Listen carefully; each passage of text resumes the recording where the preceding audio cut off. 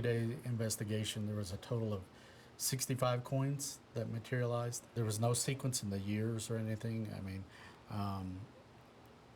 but one of the unique things in that case is out of all of the coins, when they would fall on the floor or come flying across the room, they would all end up heads up.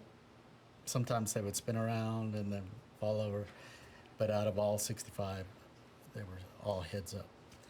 The significance or reasoning for that to happen, a lot of times we can't explain these kind of things. Statistical probability Oh, yeah. would tell you that that's impossible. It's not possible. Can't happen.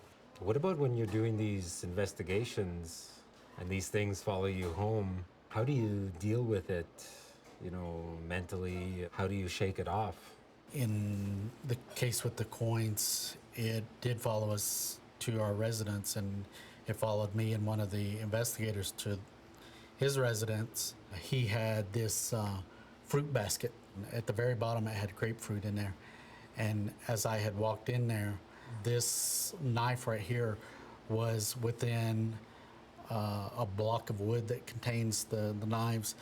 This flew out of that and into one of the grapefruit, right through the grapefruit.